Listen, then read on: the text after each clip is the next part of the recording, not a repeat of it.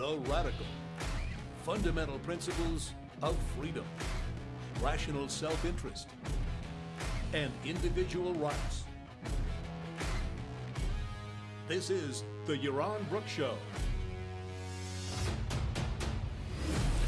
All right, everybody, welcome to Yaron Brooks Show on this Friday, January 19th. Sorry for the irregular hour. This was supposed to be early in the day show, but you don't need to know. But it didn't work today. I figured I'd sneak it in the evening so that we wouldn't leave today without a news roundup. I know some of you depend on this for your news intake for the day. I wouldn't want to deprive you of it. All right, jump right in. Sadly, but not surprisingly at all, we are seeing defeatism sneak into the discussions of what's going on in the Middle East by both Israel and the United States. Israeli intelligence officials have for weeks now been saying, well, Israel can't really win. They can't really achieve their goal. They should stop trying. They should stop pretending. And here we're not talking just about Biden officials, political officials. We're talking about generals. We're talking about intelligence sources. And I think this is true throughout the American intelligence community. There's this sense that victory is impossible. After all, they were the ones who bought into the fact that the victory was impossible in Afghanistan and in Iraq. Why should victory be possible for Israel? With regard to the Houthis, we're already seeing both the press and experts and intelligence sources and military commentators and former generals and whatever saying, well, there's nothing really we can do about the Houthis.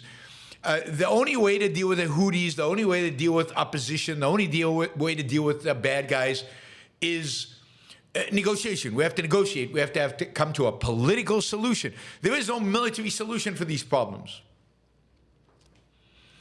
Even in Israel, a member of the war cabinet, a former IDF chief of staff, who sadly lost his son in the fighting in Gaza last month. But a former IDF chief of staff, one of the people, in my view, responsible for positioning the IDF to take the beating that it did on October 7th. Him and Gantz, who might be the next prime minister in Israel. He went on television, I think yesterday, and said, whoever speaks of absolute defeat is not speaking the truth. That is why we should not tell stories. So you can't win. Defeating the enemy is impossible. Stop talking about absolutely defeating Hamas, eliminating Hamas. It's not possible. We won't do it. We haven't achieved it so far, and we won't achieve it going forward. It's just not possible. Again, not surprising. But the reality is that the West does not know how to win a war. The United States has not won a war, really, since World War II. Israel has not won a war, I don't know, since 1973. Maybe you could argue it won the war in 1982 in Lebanon, but then lost. They don't know how to win. And part of it is that they're afraid to acknowledge what it would take to win. A lot of people will die. A lot of the enemy will have to die. As much as Gaza is devastated now, it would have to be even more devastated. Winning means bringing the Palestinians to their knees, humiliating them. Winning means destroying the Houthis' capabilities to wage war. Not a few cruise missiles not going to do that. A sustained, ruthless campaign of bombing the Houthis could. So we've lost the ability, the capacity, the willingness, the moral confidence to win, and you're already seeing it. I predicted October 7th that Israel would not do what's necessary. It's done more than expected. It won't do what's necessary. It's clear that the United States is not going to do what's necessary either to do what's basically needed to protect the shipping lanes in the Middle East. They will, in the end, fold to the Houthis. If they fold to the Houthis, who they're not going to fold to? But of course, America just folded to the Taliban. So why not to the Houthis? Why not to every tin pot, ridiculous, primitive, barbaric terrorist groups out there in the world? America will just fold to anybody. And Israel, it looks like too. Of course, Israel's folding. It bears much greater existential risk, and I think what we're going to see in the in the months to come, Israel will have done enough to sustain short-term peaceful existence. It's the long term that worries me. It's the long term that Israel is going to be challenged with. All right, let's turn quickly to the primaries, the Republican primaries. We'll be arriving in New Hampshire next week, New Hampshire primary. New Hampshire is the one place where Nikki Haley seems to have some chance of maybe beating Donald Trump. She will get a lot of the independent vote in New Hampshire, independents vote in the primaries. But the reality is that if I had a bet right now, Trump will win New Hampshire, and I think win New Hampshire relatively easily. And I think much bigger than that is the fact that in South Carolina, a state that Nikki Haley was governor of, a state you'd think she would have in her pocket, she is trailing Trump dramatically, significantly. And Tim Scott, the senator from South Carolina, is now endorsed Trump. And this is the sense in which, the Republican Party deserves Trump. I mean, now I'm all in on Trump should be the candidate. And the Republican Party should lose big. As much as I hate to say it, the Republican Party needs to lose big. Because if Tim Scott, relatively moderate, kind of nice guy, reasonable guy, seems like, if that part of the Republican Party is so scared of Trump as to jump to endorse him, then the Republican Party is hopeless. Completely and utterly hopeless as a protector of anything. Of anything. What is it protecting? Donald Trump. Donald Trump and whatever he feels like doing. I don't know how anybody can trust this party. I don't know how anybody can trust anything that they do. I mean, Trump is the nominee. With Tim Scott endorsing Trump, Nikki Haley is basically finished. DeSantis is already finished. DeSantis is skipping New Hampshire. He's been down in South Carolina trying to increase his numbers over there, but he's way behind in South Carolina. Tim Scott could have endorsed DeSantis if he didn't want to endorse Haley, but he didn't. And if Trump loses, and if Republicans lose big in the House, let's say, they will have nobody to blame. It's not a binary choice. It was never a binary choice. They had an opportunity to elect lots of alternatives to Donald Trump. It's not binary at all. Trump did not have to be the candidate. And Trump is not better than Dems. Trump is worse than the Democrats. He's much worse. His respect for the American system of government is beneath contempt. and it's lower than the respect any Democrats have, or at least the Democrats that are likely to be in power. He is just as bad as Democrats on economics, and worse than Democrats on foreign policy, worse than Biden on foreign policy.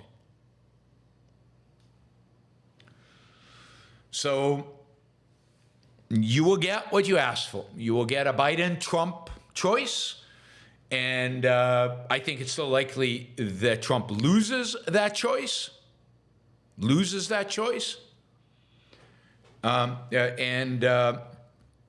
Trump loses, and it's also likely that Trump brings down the Republican Party in the House and maybe even in the Senate, where they should be winning big in the Senate this coming round. And then you'll blame me because I didn't support Trump. It's unbelievable that this is the man that the Republican Party is choosing to run for president. Unbelievable. Talking about choices in Republicans, Republicans and Democrats are getting together to try to hash out a deal about the border. The Republicans have basically said, look, we're not going to vote. We're not going to give Ukraine any aid. We're not going to give Israel any aid. We're not going to approve aid to Taiwan unless you settle the border dispute. Unless you settle the border dispute.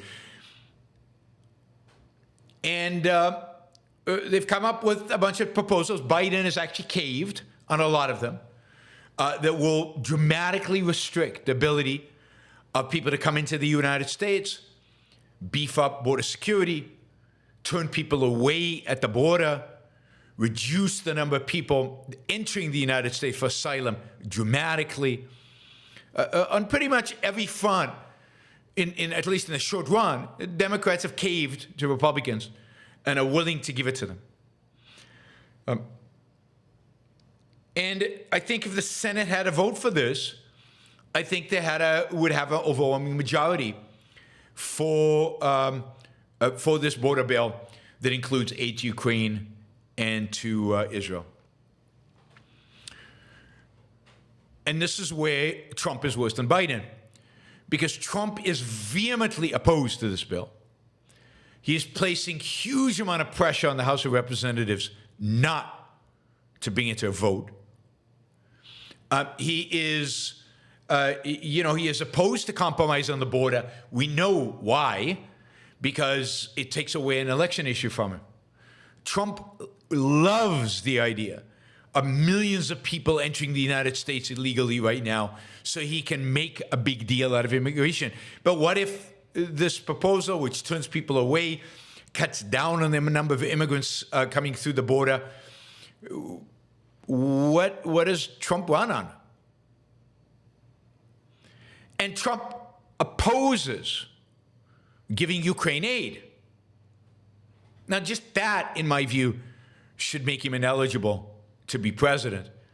He wants to cut a deal with Putin to hand Putin over whole pieces of Ukraine. And he will refuse to give Ukraine aid, in order to cut a deal, make a deal.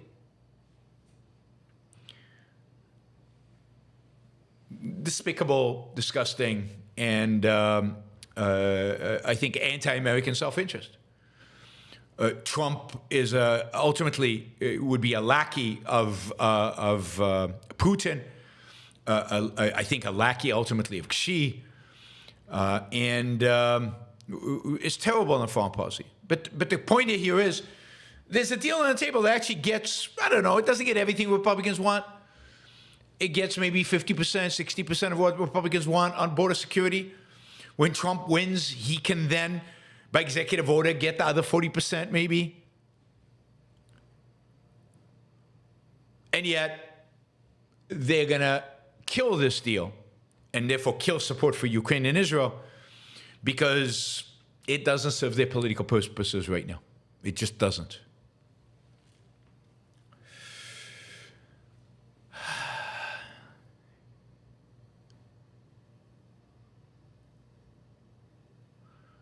Oh, Trump is much more of a lackey than anybody else. Anybody else. All right, let's see. All right. So, the Senate might pass this bill. The Speaker of the House of Representatives so far said, Johnson has said that he will not bring it up for a vote the way it's constituted now. They're still negotiating. It's hard to tell how this plays out because there's a lot of politics involved. But the fact is, Republicans got Democrats to cave. And they're not going to get their way because Trump needs this as an election issue. Talk about Republicans, Democrats caving. Johnson came in and said, as Speaker of the House, he said, we're going to have spending bills. We're not going to have these extensions of partial spending, holding spending the way it is, just to keep the government running. We're going to have spending bills. We're going to do this properly. Since he said that, he's brought a vote and managed to get across, with the help of a significant majority of almost all Democrats, a number of budget extension deals, and no spending deal has been passed. None. The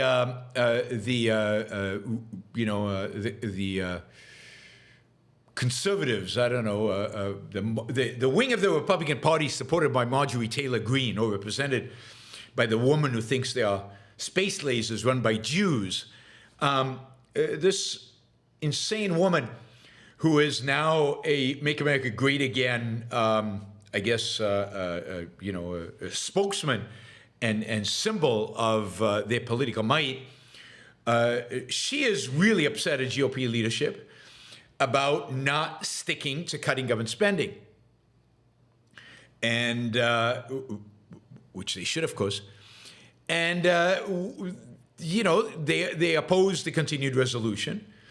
But the continued resolution was passed with the help of Democrats and with the help of a significant number of Republicans. The right wing of the Republican Party voted against it. They would like to see, they would like to argue that there should be spending cuts without telling us actually what those spending cuts would actually entail and where the spending cuts would actually happen. It's when you're in that position, it's really easy to yell, cut spending, cut spending. The challenge is when you get into power of actually doing it. Republicans are notorious for yelling, cut spending when they're in opposition, and then when they're in power, spending. Anyway, the spending bill to extend government spending and not to shut the government down, the continued resolution, passed the House, passed the Senate, is now law, and we delay any talk about a government shutdown until March, when the continued resolution runs out, and we have to figure out again what to fund in the government and what not. I expect you'll probably have continued resolutions without an actual budget, basically until the end of this, until the elections. Congress has no interest before an election to compromise and to actually cut a spending deal. They won't shut down the government because I think neither party wants to actually be responsible for the government shutdown. But they won't do anything substantial in terms of cutting spending or anything dramatic one way or the other. They'll just keep on funding the government like it was funded last year without making any decisions about actual changes to the funding structure. Typical cowardice of politicians, particularly in an election year. All right, this might be bad news for Donald Trump and good news for Biden. Surprisingly, when you look at polls regarding the consumer sentiment, what's called consumer sentiment, how optimistic or pessimistic consumers are about the economy, this is a fairly good predictor of the economy. And of course, the economy is a fairly good predictor of how people will vote. Consumer sentiment is on the uptick. Consumers are becoming more and more confident about the economy. They kind of, I think, over the shock of inflation. Inflation, of course, has come down significantly towards the end of the year. Last year ran at a 3-point-something rate. It's probably going to be below 3 this year, which is not that dramatically outside of norms. The labor market, as I've been telling you all of last year, has been solid. People have money in their bank accounts. Consumer spending continues. Recession fears seem to be fading. It seems like the Fed has accidentally brought about what everybody calls a soft landing. And as a consequence, consumer sentiment has gone up 29% since November. That's the biggest 2-month increase since 1991. Wow, since 1991, that is a long time ago. Basically, people's mood is increasing, and that bodes well for their attitude towards incumbent politicians. Now, whether that plays out exactly that way, we're still a long way from the election. There's still another 10 months to go. But this should be a data point, just a point, that should cheer Democrats up, because I think that if consumer sentiment continues to rise and gets back to kind of high levels, which it existed, consumer sentiment was quite high during the Obama administration, but during the latter part of the Obama administration, and then during the Trump administration all the way until COVID, consumer sentiment was very high. If it gets back to those levels, it's hard to believe that the incumbent loses, right? It's possible, but it's hard to believe that they do. So I think Democrats are going to be watching that carefully. Again, the numbers in terms of economic growth all suggest that the economy is in pretty good shape. And many items, people are complaining about, were complaining not that long ago about $6 eggs, $6 cartons of eggs. Eggs are down back to $2.50. So with regard to eggs, inflation has been negative over the last period, and I think that's starting to show up in sentiment. People are seeing prices are not increasing that much. Prices are stabilized. In some cases, prices have gone down. Some prices are still going up. But it's just that shock that I think people experienced primarily last year. Prices just going up in huge leaps and bounds. Much of that is disappearing. All right, finally, a story from the magnificent state to the north of us, Canada. Oh, it's a country. Sorry, it's not a state. I thought it was a state. A country of Canada. If you remember, a few months ago, we did a show on the story out of Canada where Jordan Peterson had been accused of being insensitive and using words that were not becoming of a psychiatrist. And the College of Psychologists of Ontario had ordered Jordan Peterson to undergo remedial social media training. In other words, sensitivity training. Now just think of this. You're thinking Jordan Peterson and the College of Psychologists of Ontario, in order for him to preserve his license as a psychologist, wanted to send Jordan Peterson to, sensitivity training, to remedial social training, to re-education camp. Jordan Peterson appealed this decision to a court. On Tuesday, a panel of 3 judges with the Ontario Court of Appeals dismissed Peterson's motion. And so first it went to the Ontario Divisional Court. The Ontario Divisional Court upheld the authority of the College of Psychologists of Ontario to basically deny Peterson a license, a psychology license, unless he went through this training. So they said they had that power. And now the appellate court has said that they agree with the original court. In other words, Jordan Peterson now has to make a choice.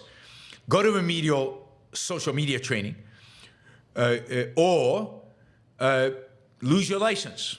Now, Jordan Peterson is very clear on which one of those he's going to choose. He's basically said, look, I'm independently wealthy. It's not like my income depends or my standard of living, my quality of life depends in any way on me being a psychologist. There's no way in hell I'm going to give in to these bastards. There's no way I'm going to training. And he has basically said he's not going to. And he will continue the fight. It's not clear how he will continue to fight. But he said that he intends to win this fight. And winning for him means that the College of Psychologists, the board of the College of Psychologists, will ultimately apologize to him and resign en masse. I'm skeptical about whether that will ever happen. Not because I don't think Jordan is completely correct here. He is absolutely correct. All my disagreements with Jordan Peterson put aside, I will fight for his right to be insensitive, and I'm against licensing laws anyway. Certainly, and the College of Psychologists should not be granted by the state an authority to declare who can be a psychologist and who cannot. And I will fight for his right to fight, to deny them. And yet, I don't think he can win this battle. It's too entrenched. The powers to be are too entrenched. I mean, to fight this, to win this battle would mean the College of Psychologists doesn't have that power to decide who's a psychologist and who's not. That would change too much of the existing licensing regime, certainly in Canada, with implications for places like the United States as well. So sadly, Jordan Peterson is likely to lose this campaign, which is sad. It's horrible. It's horrible that that Canada has reached this kind of sorry state that it's obviously in. All right, that is the news. There wasn't a huge amount of dramatic stories. Nobody was bombing anybody new today. The same people who were bombing everybody yesterday were bombing everybody today as well. So there wasn't anything dramatically new. And North Korea claimed to do some kind of atomic test underwater, but I just don't know if there's anything there to really talk about. All right, quick reminder, this show is funded from the support of people like you. You guys make this show possible. There isn't a show without you. We have our targets for each one of these shows, and I think I put on the wrong target here. Yeah, I did. I did the evening shows because it's evening instead of one of the news Roundup, which is $2.50. So please consider supporting the show if you're listening live, if you're watching live right now, using the Super Chat or a sticker. Sticker reminds me I should thank Tazy. I should thank Stephen. Stephen just did a $20 sticker. Thank you, Stephen. And I should thank friend Harper and Jonathan. We also have a new member who joined Yaron Book Show members. Christian Klein here on YouTube. You too can become a member as well. Just click on the membership button below. Yesterday was funny because we had a bunch of Indians who couldn't figure out how to use the Super Chat or didn't want to use the Super Chat but complained bitterly on the chat about it anyway. So one of the huge benefits of the Super Chat is you can ask questions, which means you get to guide the direction of the show. You get your topics discussed, right? So please consider using that. Please consider making a contribution. We're a little off from our goal for the day, so please consider making a contribution. We have almost 100 people watching live. Some of you, it would be great to see you, many of you, to see you contribute. If all of you contributed, that would be amazing. Amazing. All right, let's see. Of course, there are people here who... Anyway, Super Chat. Oh yeah, reminder. I've got to remind you that the Ayn Rand Institute is a sponsor of the Yaron Brooks Show. Right now, they are taking applications for the Ayn Rand Conference in Austin, Texas, at the end of March. They will be taking applications for scholarships until January 31st. So you've only got a week and a bit to apply. The conference will be held in Austin. Ben Baer and Greg Salmieri will be the primary professors at the conference. You will get to spend some significant time with them, delving deep into Ayn Rand's philosophy. It is a great, great place to, a great place to study these ideas, to meet other objectivists, to interact with some of the philosophers of objectivism who are going to be teaching there. And I don't think it's based on youth. It's based on your interest in, really digging deep into Ayn Rand's philosophy. Of course, you can also apply for a scholarship. I think you can still apply for the Ayn Rand conference in Amsterdam at the beginning of March. So yes, please consider going to aynrand.org/start here and applying for your scholarship. Don't miss out. It's a great opportunity. And look, if you get a scholarship, it's all expenses paid. So it's worth the effort of applying. And of course, if you come from the Yaron Book Show, it might give you an edge. I don't know, maybe. But so definitely tell them that you came from here. And that'll really help. All right. So don't forget, aynrand.org/start here and apply. All right, let's see. What do we want to do? We want to answer Super Chat questions. Cool. Corey from Australia. Series of questions. Let's start with this. What was learning about history like for you in the beginning stages? I'm thinking of studying, self-teaching, but the amount of people, dates, events, and periods seem overwhelming at the moment. At the point where I have, serious doubts about my ability to integrate. Did you feel the same way in the beginning? I have an overall basic understanding of the trend of history, thanks ultimately to the philosophy course Dr. Peikoff gave on the history of philosophy, Greece to Rome, medieval, modern, contemporary, along with an interest enough to watch YouTube videos on what life, culture, and governing was like in those periods. Are there any, and I have to switch to over here, beginner books or beginner method approaches to study that you would recommend when wanting to dive deeper than just a surface level understanding of history? I mean, certainly, I think reading The Ominous Parallels by Leonard Peikoff is a must in terms of the integration of philosophy and history. So the integrating factors.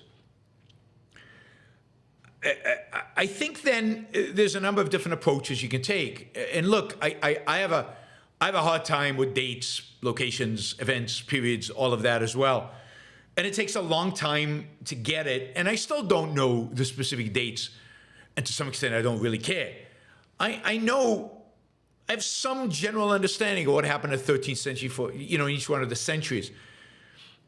But I probably get a bunch of stuff wrong, and it's taking me a long time to get that. Of course, I'm not a professional historian, so I haven't really done a proper study of history in the sense of getting to where I would know it pat. But if you're really interested, look, one way to do it is there is a series of books. Now, this is a major, major undertaking. But there is a series of books by Will Durant. Basically, a history of the world. From the beginning, pretty much till today, or at least through World War II, I think. Every volume is a period. I can't remember how many volumes there are, 15 volumes or something. It's huge. But it'll give you the entire sweep. In reading those, if you did, I wouldn't focus on dates. Not in terms of 1223. Okay, this is the 13th century, or this is the Middle Ages.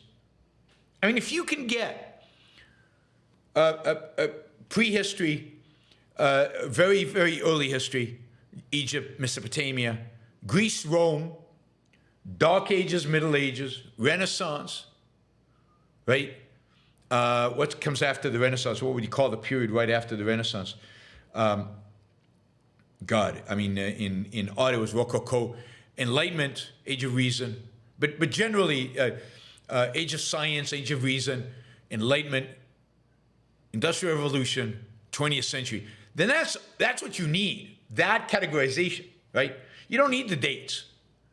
And then generally what comes before what? French Revolution, then Napoleon, all right? And then the rise of nationalism in Europe, and then the unification of Germany, unification of Italy, nationalism, that makes sense, unification. Then World War I, right? I mean, those are the kind of level you need to grasp it. And if you read, I've never read the history of civilization by Durant, which is all these volumes. Now he has a condensed version, a one-book version. You could start with that and see if you like his writing.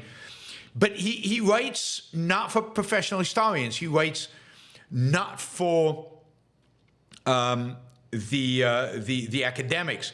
He's writing for a general audience. Also, what do I have of his? I have. Okay, here's another few other ones. No, I have Durant here somewhere. There it is. Yeah, he also has. This is an old book, but this is Will Durant. He also have he has a history of philosophy, which is quite good. The Lives and Opinions of the Great Philosophers by Will Durant. So, he's a very educated guy, did a lot of stuff. But there's also, I've got a book here, The Outline of History by H.G. Wells, The Story of Mankind by Van Loons, Henrik Van Loons. And I wouldn't even worry about some of these guys are going to be, they're not philosophically going to align with you, but as long as they give you a scope of history, that is a lot. That is a lot. I'd also recommend books like The Cave and the Light, which give you from Greece till today. The Cave and the Light is a history book guided by a philosophical perspective, the influence of Aristotle and Plato on history. Now, it's not pure history, but it's motivating because it's got philosophy. It's interesting. It's integrated because it's got philosophy. And then just pick up history books that interest you, about periods that interest you. See, I don't know all of history as much as I'd like, but I now know a lot more about the Enlightenment than I did before. And I want to know more about literally the history, right? The history of the Enlightenment. Van Loos is very good. So these are books that are hard to get because they're old, right? So in the days where history was history, not just specialized, whatever. Look for books that have a theory, a scope of history, and sometimes you won't like the philosophy. Sometimes it might be Marxist. A lot of historians are Marxist.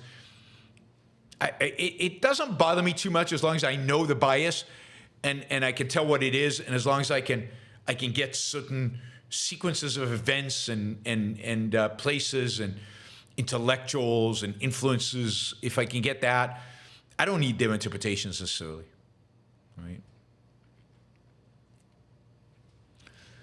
So that would be an approach. Find a period in history that you find particularly interesting. I don't know, Greece, Rome. Read up about it. Read the rise and fall of the Roman Empire, and then there's a bunch of new books about Rome that have, and you'll find that different authors have different approaches to why Rome fell. That's interesting that they have different approaches, and you're gonna have to figure out what makes sense to you. That is, there is no one definitive, unequivocally correct history. History is gonna be in dispute, always. We don't know exactly what happened.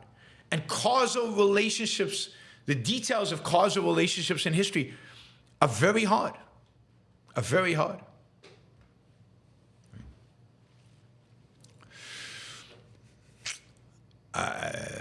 see people already misrepresenting me. I don't want Biden.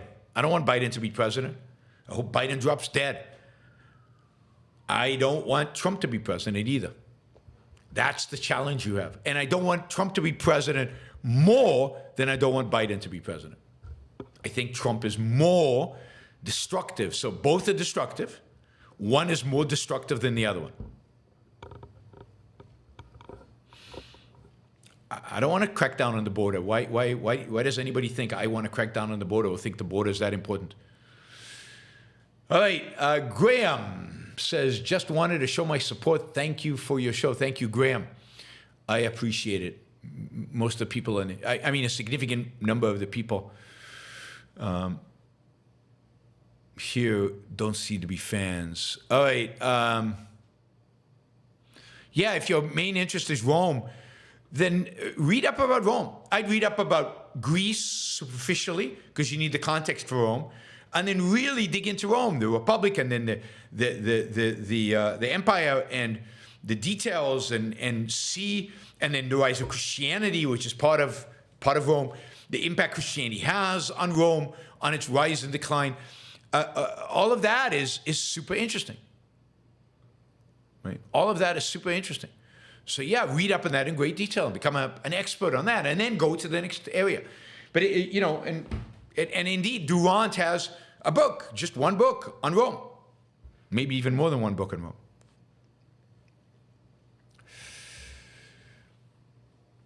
Which one of my wars? I have several wars. Michael says, how long it going to be before people start having a positive sense of life again?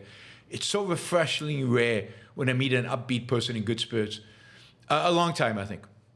I think given the state of the world today, as reflected on my chat, it's not good. It's not good.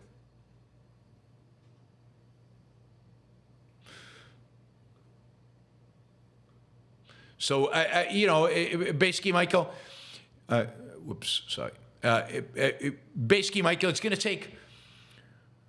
take a long time, because a sense of life is based on deep conclusions that people come to about the world around them. It's based ultimately on the philosophy of a culture. It's based on the self-confidence of a culture.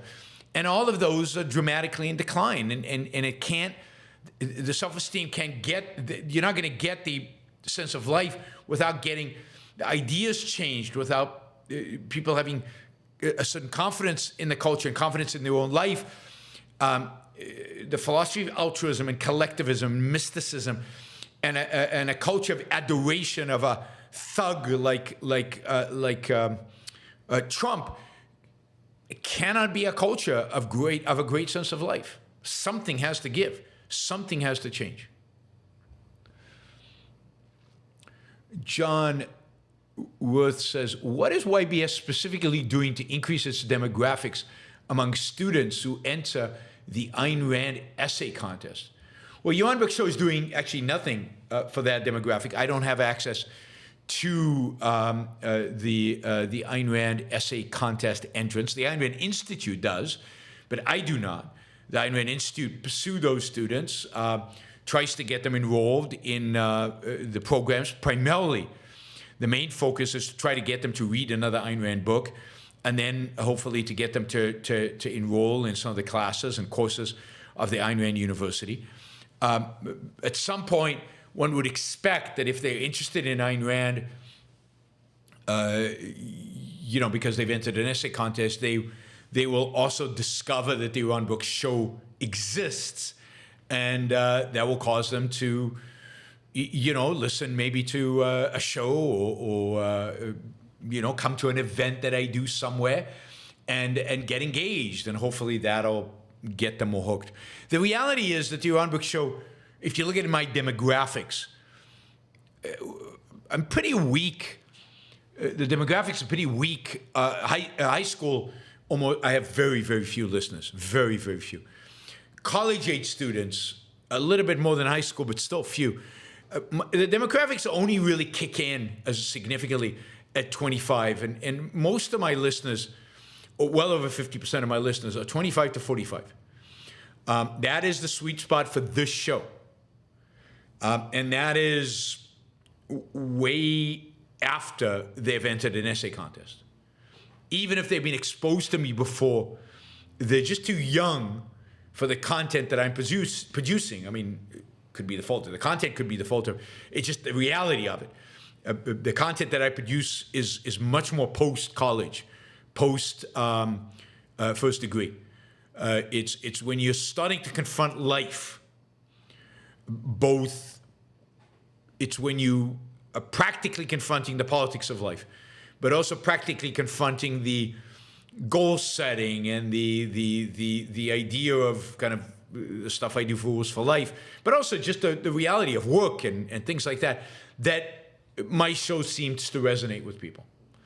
So well over 50% is 25 to 45. Graham says he's 23 and loves the content. No, there are lots of exceptions, and there are high school kids here that love the content, and I appreciate that. I'm just saying, again, 50, I can't remember, it depends on the particular month, but close to 60% are 25 to 45.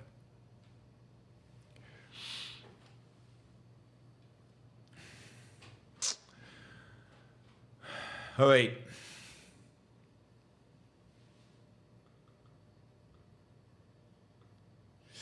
Michael says, I see you've been getting a lot of new trolls in the chat lately. This is great.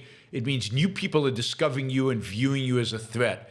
Yeah, I mean, you could, yeah, I've always had trolls, right? They come and go. The names change a little bit, but basically they've always been here since I started in 2015. No, yeah, I started January 2015. I've had them. They intensify during election years because they hate my position on Trump. And some of them will go away because at some point they'll have enough of hearing my disdain for Trump. And you'll start hearing more and more and more TDS, because that's what people say when they don't have an argument. They just call you names. But yeah, and they can't grasp that my goal in life is not to defeat Democrats. My goal in life is not to defeat the Democrats. That's not a goal. My goal in life is to preserve liberty and to educate people about freedom and liberty. And Trump winning doesn't help me with that. Trump winning hurts my ability to do that, both the educating part and the part of actually achieving it. You know, I'm not, I voted for Democrats, I voted for Republicans, and I've not voted.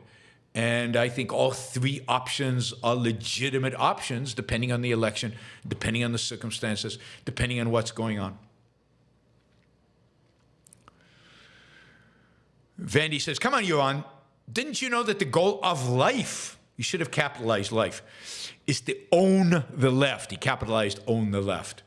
All right, yeah, you're right, Vandy. I apologize. I screwed up. I messed up. I forgot. Maybe we should support Trump. God, maybe that's the way to own the left. On the other hand, we could let the left win and then they'd get owned by their utter devastating failure. That could be a better, bigger owning than Trump. But then that becomes complicated, right? That's thinking in 4D chess, and we know Trump supporters can't do that. All right, thanks, Vandy, for the humor. Cook says, is there a parallel between Francisco's money speech and America's military power? I haven't thought of that one. The most powerful military and best weapons can create any enemy, but is useless if you don't have the will. And how's that related to Francisco's money speech? Everything is integrated, so it has to be related, right? I mean, there has to be a relationship. Well, having a lot of money, if you don't know what to do with it, and you don't have a sense of earning it, that is, you didn't make the money, you just have it. And you don't have the moral vision, you don't have the idea of what to do with it, the money is useless. The money can actually be something that hurts you. Well, the same with military power. The current American regime, if you will, the current American government has inherited the mightiest military force in all of human history. the might of the American military machine is in a sense perpetuated by the military-industrial complex, as it's called. And yet it's in the hands of politicians who do not know what to do with it. There's a deep sense in which they did not earn it, and they have no sense of what to do with it. They do not know how to win, and they do not have the moral courage to win. And so they've got a great tool, just like in Francisco's speech, you have money, but you don't know what it means.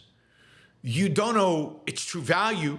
You don't know how to use it, and it makes it valueless. And I think that's right. I think that's right. That is the relationship between Francisco's money speech and this. By the way, I did a interview with Breedlove, the Bitcoin guy, Robert Breedlove, on Francisco's money speech. You know, he did a reading of Francisco's money speech for his on his Twitter channel. It's a really nice video that he did for it. And then we did a whole discussion about it, which I thought was very good. You should check it out on Breedlove's channel podcast. It was I think you'll enjoy it. Michael Sanders says, if you go on Jordan Peterson's show, you'll get to 50,000 subscribers overnight. I doubt that, but yeah, I'd love to go on Jordan Peterson's show. I'm trying to find an angle to get there, but so far, no success. But that would be ideal. I'd much rather go on his show than debate him. I want to go on his show and just answer his questions and go from there. So we'll see. We'll see if that ever happens. I'm hopeful. Buster Jones, I noticed Palestine supporters en masse don't really look into why they support Gaza. The interviews I see are so emotional bound. Do you think that people could change their minds if they realize that land used to be desolate? I don't think so, because it doesn't matter to them. The people who support the Palestinians, the people from the left and the right, but the people from the left who've kind of embraced, in a sense, the whole woke ideology, the intersectional ideology, history is completely subjective to them. History is not about facts, it's not about reality, and it doesn't really matter. The only thing that matters is who's strong, who's weak, who's successful, who's not. Who's rich, who's poor. By definition, strong, successful, rich, bad.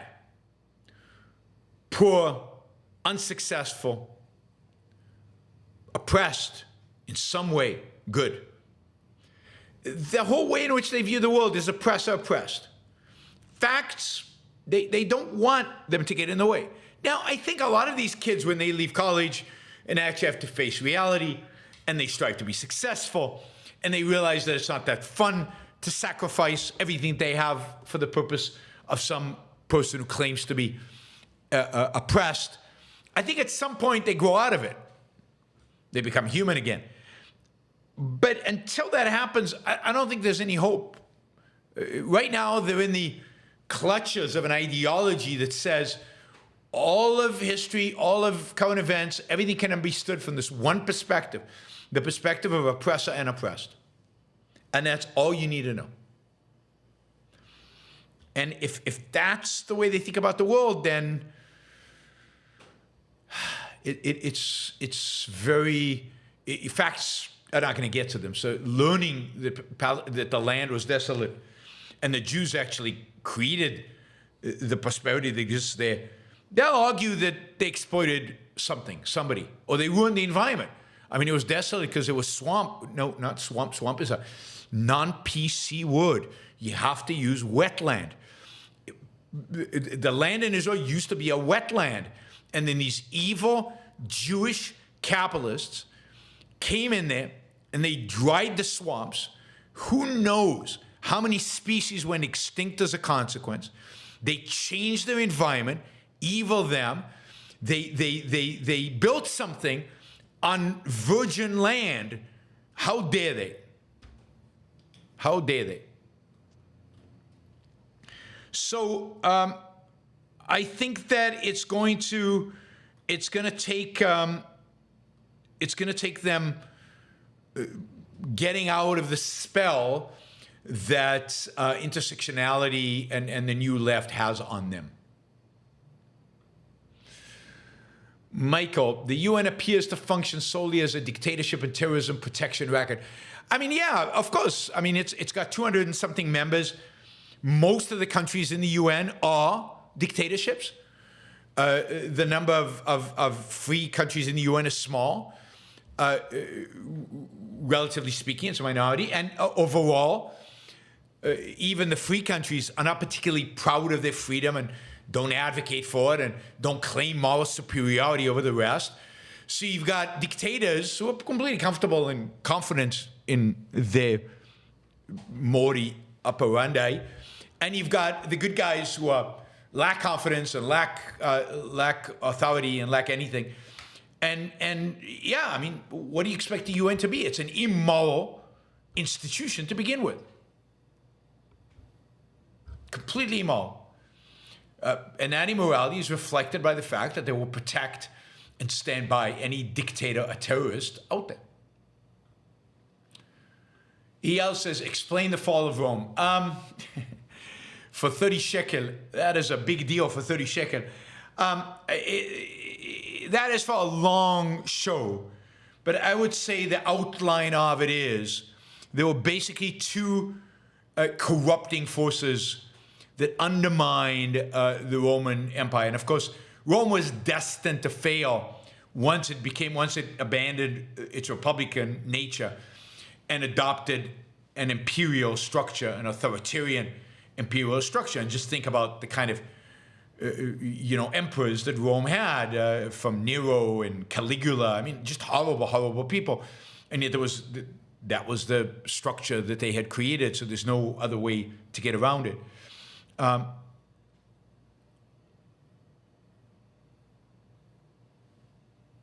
So I think two forces undermine Rome, philosophically. One is kind of a Neoplatonistic skepticism and cynicism, a knowledge that the world, in some sense, was unknowable, and you get this from the what do you call it? From the the sophists and the what is the one that the other Greek philosophy.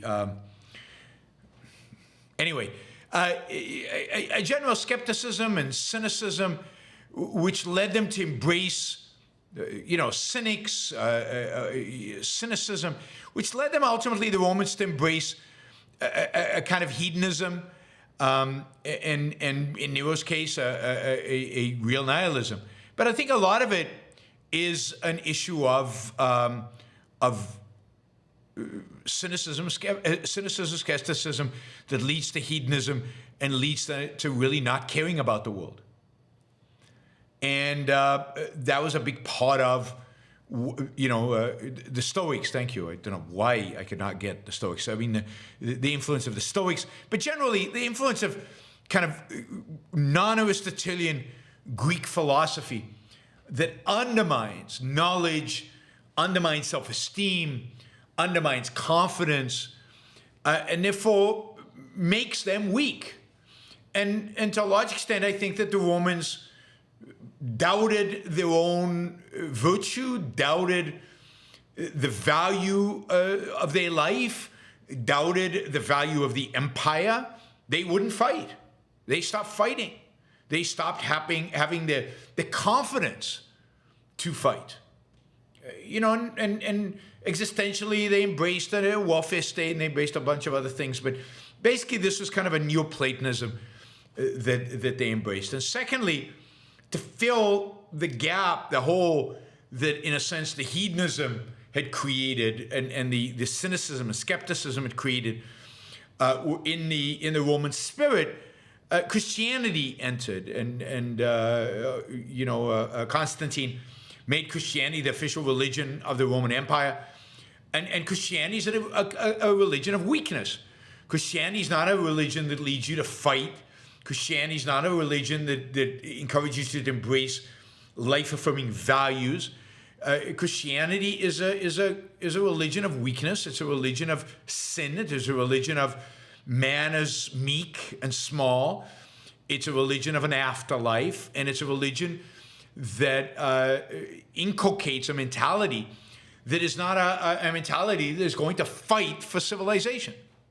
This is why Christianity cannot be the solution for the West, because it's at the end of the day, it's a religion that is by definition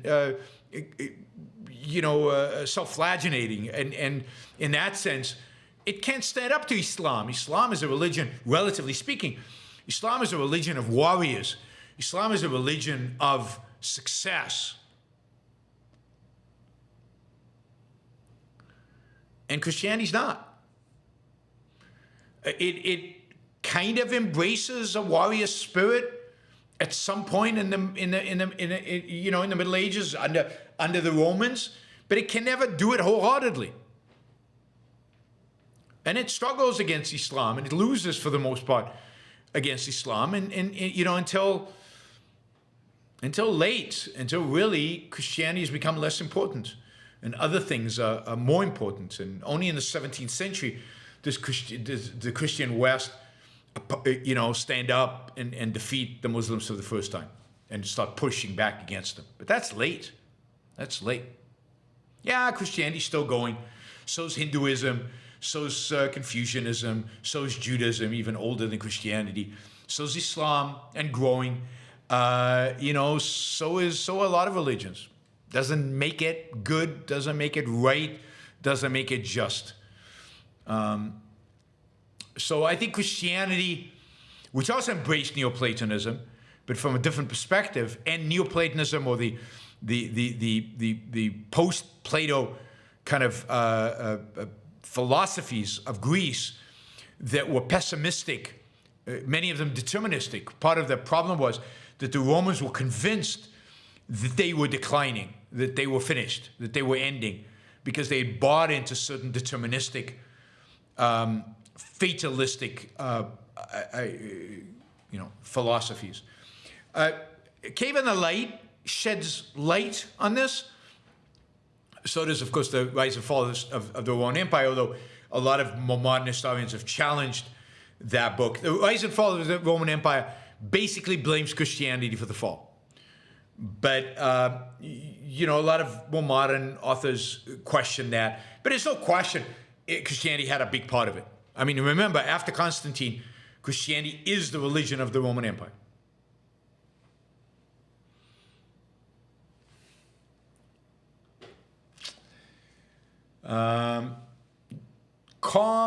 Keep calm and carry on. Do you think the U.S. has civil war in near future? No. I mean, I've done shows on the Civil War, on a Civil War. You can look it up. You're on book Civil War. You'll find some shows where I did about the upcoming Civil War. I don't think so. I don't think either side is actually committed enough, except for a few small groups of wacky nuts, to actually pick up arms and fight. I don't think they believe in anything strongly enough. I don't think they're brave enough to actually take up arms and start fighting. I think when the fighting happens, you'll discover that a lot of people are really brave with words, but war is horrific. And to actually engage in war and to fight and to shoot and to watch people die, God, most people don't have the stomach for it. And a lot of people who are, going to carry the flag and yell and scream and threaten and even carry guns with them, when it comes to actually using them in something like a civil war, wouldn't have the guts. But more importantly than that, who's going to fight whom? Like, is Texas, which side is Texas on? Because the reality is, Texas is 45% Democratic, 55% Republican. The 45% Democratic are, they might not be quite as well armed as the Republican side, but they're well armed. They're smarter. They're You know, they probably have better strategy. It's not clear who wins. And that's Texas, 45-55. Who wins California? I mean, California might be more 60-40, but the 40% Republicans don't mess with those 40%.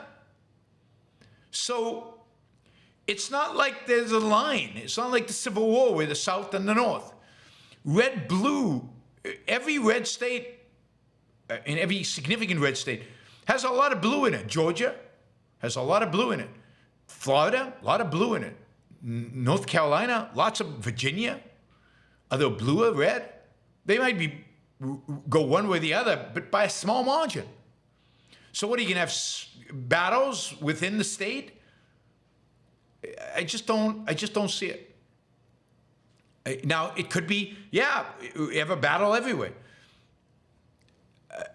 You know, I just don't think Americans have it in them. What are they fighting about exactly? Again, there's some fringe element within both sides that are willing to go and shoot the other side.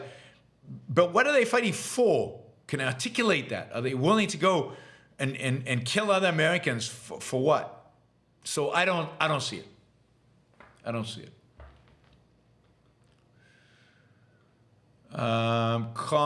Keep calm and crayon. Best U.S. president of all time, worst. God, I mean, best. I'd have to say George Washington is the best, primarily because he left after 2 terms, the opposite of Donald Trump. Maybe the worst is Donald Trump because he refused to leave after 1 term when he lost. That, I think, qualifies you maybe as the worst. It is a tough competition for the worst because you've got Woodrow Wilson, FDR, Teddy Roosevelt, and then, so those 3, and then I'd say Bush, Obama, Trump, Biden, all 4 are eligible for the worst president of all time. So those 7, I think, are the worst. Maybe there was worse in the 19th century, but probably not. I think it has to be in the 21st century, the worst ones. LBJ was nowhere near as bad as these. And so, you know, hard to tell which one of them is worse. Certainly Trump is up there, right? Certainly in the top 7.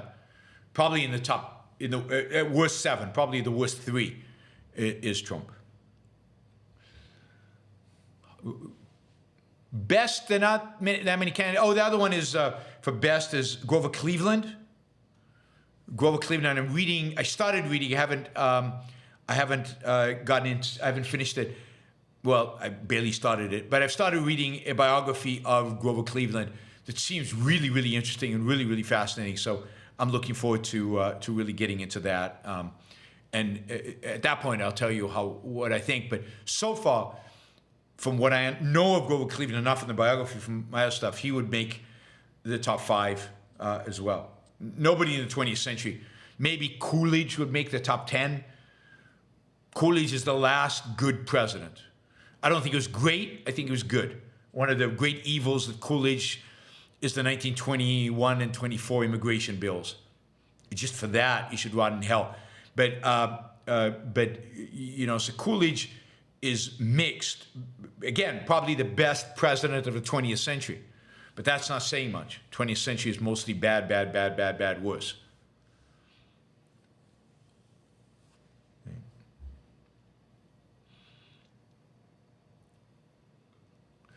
All right, John, happy Friday. Have a great weekend. Yaron, thank you, John. $100. That is amazing. Really, really appreciate that, John. Thank you. All right, Corey, this is one of the things that confuses me. Didn't Rome reach its greatest height under the empire in 117 AD? Was this just a consequence of the Republic still having an effect? Yes. I mean, it is. It's a certain momentum. And what is, what is the greatest height?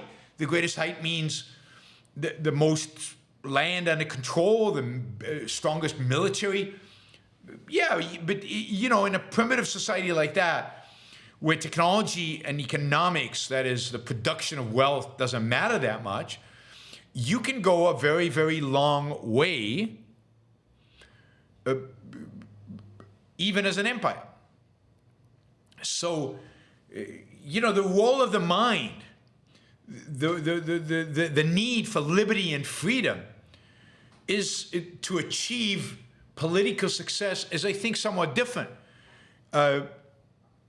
during that period and today. Today, where everything is determined by technology, by economic growth, by military technology, you need free people because you need the mind. Rome didn't need it as much. But Rome was still benefiting from the momentum of the Republic, no question about that. And that's why it couldn't survive. And it also, look, the bad philosophy took a while to filter into Rome, right? So while the Republic was abandoned, it still had some decent philosophy. It still had Aristotelian ideas influencing it, other better Greek ideas. And the corruption of those ideas takes a long time. And the infiltration of the more corrupt ideas takes a long time. And of course, the infiltration of Christianity doesn't really become dominant until Constantine, which is 320 AD, something like that. It doesn't have to one-to-one. The Republic goes away. It's just like, you can look at China and say, wait a minute, how did China grow so fast? It's an authoritarian state. But you're not looking deeply into what's happening on the ground where there's a lot of freedom for the entrepreneur. You have to be able to look at the right level given what's actually going on. Christian, what do you think about the federation plan? Sounds better to me than the dead horse of two-state solution. Swiss-style federation for Israel-Palestine. Yeah, I think that's a good idea. I think, look, any solution is not a solution unless the Palestinians are thoroughly defeated and their whole state of mind is changed and their whole philosophy of life is altered. And then once that happens, there are lots of solutions. Federation is a great idea. But the Palestinians today could not have a federation. They would want it. They would undermine it. They would use it as a platform to aggress against Israel. It just wouldn't work. So the exact form by which the conflict is solved in the end, it doesn't matter. What matters is the ideas that the Palestinians hold and take into the future, into whatever that solution happens to be. Jason says, save the Republic, defend free trade, defeat Trump in the primary. Hooray to that. Sadly, super unlikely to actually happen. I think the Indians showed up again. I think my Indian fans all showed up again. All right. Have a great weekend, everybody.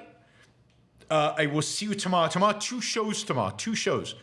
One, at 12 p.m. East Coast time, I'll be doing my show in Hebrew, which I was supposed to do Thursday, but got delayed to Saturday. So we will do the show in Hebrew for the Israelis among you, the Hebrew speakers among you, will be tomorrow at 12 p.m. East Coast time, 7 p.m. Israel time, 7 p.m. Israel time. And then at 2 p.m. East Coast time, I'll be doing a show on David Goggins. We'll be doing, the show's title is David Goggins, The Pursuit of Value. So we'll be talking about what's good and bad, the good, the bad, and the ugly of David Goggins. So join me for that show. It should be an interesting show. I think a positive show because we'll be talking about values and how to achieve them, how to attaining. Even when I'm negative about David Goggins, the show will be positive. So please join us for that. It should be a lot of fun. And Vandy says, do a show in Hindi, to capitalize on your new Indian fan base. If only I could do a show in Hindi, that would be amazing. All right, I'm waiting for my Indian fan base to figure out how to use Super Chat. And as soon as they figure out how to use Super Chat, this show is going to the moon. Talk to you soon, everybody. Bye. Have a great, great weekend.